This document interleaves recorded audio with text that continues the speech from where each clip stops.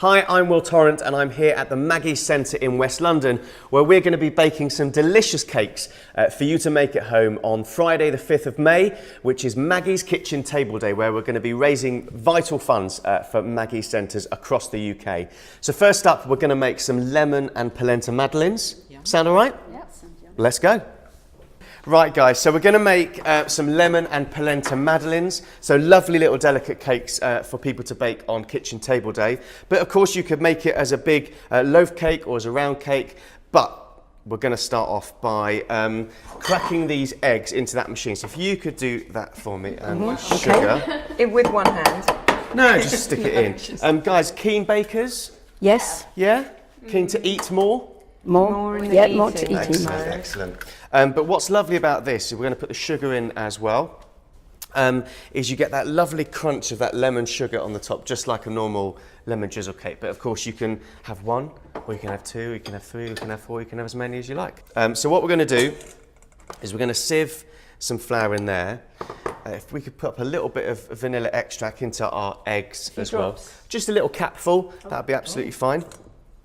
We're going to sieve this flour in here, just so we take any of those lumps out.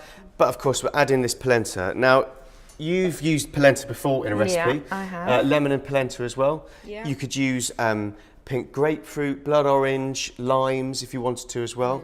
But you do get a lovely flavour from all the lemons in there.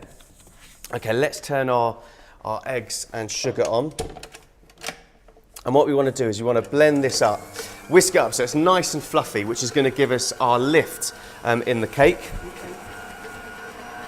So you've worked out how much you need to fill up all of these? Yeah, so you'll get a little bit more than you need. So you could always make a few more little cupcakes as well. Or what's great about this is that actually it works really well when it's rested. So you can keep it in the fridge. And then once your madeleines have baked, take them out, let them cool, let the tin cool down a bit, and then you can bake the rest in there as well. Okay, so we've got our lemon zest, we've got our polenta, we've got our flour, and a little bit of baking powder as well, just to help with that lift, because the polenta will bring it down a little bit, because it's obviously heavier than the flour. Just get all that lovely lemon zest in there. And of course, we're going to use the juice for our glaze, so we're not going to waste anything, because obviously we don't like waste. Let's turn that off. And then what we get is we get this lovely, what we would call a sabayon. So it's a lovely fluffy mixture, and the kind of trick is, if you can, when you know it's ready, it's when you can hold the whisk up and it figure of eight, and it keeps the figure of eight in there. Okay. So that is lovely. So we're going to pop that there. So now we're going to mix in our dry ingredients. And this is where we want to be really careful. So we're just going to fold it through, because obviously we don't want to knock out all that lovely air. We're just going to give our cakes a lovely rise when they're baking in the oven.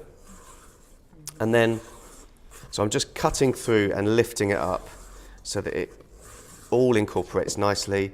And then we've got some melted butter here as well, and that's going to give us a lovely richness. But you let that melted butter cool, didn't you? Is it if it's too hot, it's gonna play with the temperatures too much. So if we can make everything at the same temperature, it's gonna be a better bake. So we can then mix this through. Okay, so now we've got that lovely mixture in there. Now you can bake this now, but what we're gonna do is we're gonna put it into this bowl, and we're going to let it set in the fridge a little bit so the butter starts to chill down, and that will keep the shape of our cakes really nicely. And they won't splurge over the edge so much. And they won't splurge. We don't want any splurge on this one. Put a little bit of cling film over this bowl, and we're just going to pop it in the fridge for half an hour or so, just so it has a chance to rest and settle down a little bit as well. And then we'll come back to it very shortly. Great. Okay, so our mixture has had 10 minutes in the fridge, and that just allows the mixture to settle down. The butter starts to set up a little bit more, so we're going to have more of a shape on our cake mix there. And you can see how different it is. Yeah. But you start to see that lovely texture in there as well. So we'll just knock that back a little bit, just so we can pipe it into our moulds. Now I'm going to use a piping bag. You can buy these disposable ones in cake shops, but also supermarkets as well now. Okay, so we're just going to spoon some of our mixture into our bag. Just really simple, just hold the bag and you can just spoon off the end. And like I said, this does work as a loaf cake as well, or little cupcakes would be nice as well. They will just take a bit longer to cook depending on how Absolutely, big it is. yeah. The polenta gives it a nice colour, right? Really nice colour, and if you could put some lime zest in there as well. Sometimes I actually put rosemary into this cake mix, which gives it a nice savouriness as well. So we've got our little Madeleine tin, just a little bit of butter and flour just to help it stopping it to stick, and then we're just going to pipe in our little cake mix. Make that look easy. So we're just going to put those there. An artist maybe, they're pretty shapes. There we go, and then that you'll get another batch out of that as well. So that can just stay in the bag, no problem at all. Can you freeze that? Oh, yeah. You could freeze it at this point, Yeah. and then bake them for frozen. So you could do them in little disposable cake card tins kind of thing. They go into the oven, preheated, 180, about 12 to 14 minutes, and they're going to come up nice and big. Whilst they're in the oven, we can make our glaze. So I love a lemon drizzle cake. Absolutely one of my favourite cakes in the world. You get that lovely lemon buttery sponge, then you get that lovely crunchy sugar on the top. And I don't know about you, but as a kid I used to kind of eat the lemon sugar first and then just not eat the cake. Or lick it off, absolutely. So really simple. All we're going to do is just going to roll our lemons, which kind of breaks down all the fibres inside and means that we can get all that lovely juice out. And then it's really as simple as squeezing the lemons. Oh, so you don't cook this bit, it's just... No, we're just going to do it as a nice, because if you cook it, you kind of take some of that lovely lemon zing out of it, and we want that really lovely zingy sugar on the top. Why do you use white sugar rather than brown? Or does it matter? I mean, I use granulated for the glaze because I want that really crunchy sugar on there. And sometimes you'll need more lemon zest or lemon juice than you need. So just do it by, you can always add some more. And then what we're going to do is we're going to leave this, as soon as they come out of the oven, so you're going to take a little pastry brush and brush a little bit of this crunchy sugar on the top. And as the cake cools down, the sugar will set on the top. Lovely crunchy, lovely finish, and then you guys are going to get to eat it. Sound all right? Sounds good. I think we should do some washing up first. Okay. Come on. Okay, so 12 to 14 minutes. You've got that lovely colour on, they've risen just a little bit. See, they just pop out of the moulds really nicely.